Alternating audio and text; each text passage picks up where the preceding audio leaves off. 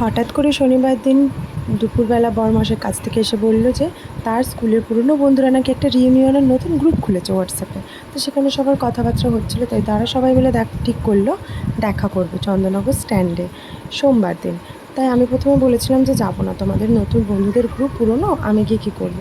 তো দেখলাম সেখানে আমারও দুজন কমন ফ্রেন্ড আছে যাদের সাথে আমি নার্সিং করেছিলাম একটা সময়। তাই ও আবার আমাকে ছাড়া যেতে চাইছিল না, আমাকে আর দীপ্তকে না নিয়ে নাকি ও যাবে না। তাই ভাবলাম যে যাই, একটু ঘুরেই আসি, দেখা যাক না, সবার সাথে চেনা না থাকলেও মুখ তো চেনা আছে, নিশ্চয়ই মজা হবে। তারপরে আমরা সবাই গিয়ে মিট করলাম চন্দননগর স্ট্যান্ডে, ওখানে ঘাটে কিছু বসে ছবি টবি তুলে তারপরে আমরা গিয়ে পৌঁছলাম একটা রেস্টুরেন্টে। সবাই বললো একটা ভালো জায়গায় না বসলে কথাবার্তাও বলা যায় না, বাচ্চা নিয়ে যেহেতু দুটো। তারপরে আমরা রেস্টুরেন্টে কিছু খাবার দাবার খেলাম, খেয়ে আবার হেঁটে হেঁটে সবাই মিলে ঘাটের কাছে এলাম, এসে ওখান থেকে আবার সবাই একে একে বাড়ি ফিরে আসলাম। কিন্তু দিনটা খুব ভালো হয়েছে, প্রায় 8 বছর পর সকলের সাথে সবার দেখা, ভীষণ ভালো একটা সময় কাটলো। আশা করছি পরবর্তীকালে আবার একটা এরকম সময় কাটবে। তো সবাই মিলে আবার প্ল্যান করা হচ্ছে দীঘা যাওয়ার, দেখা যাক সেটা হয়ে ওঠে কি না। হয়ে উঠলে খুবই ভালো হয়, তাহলে সবাই মিলে আবার একসাথে কাটানো যাবে।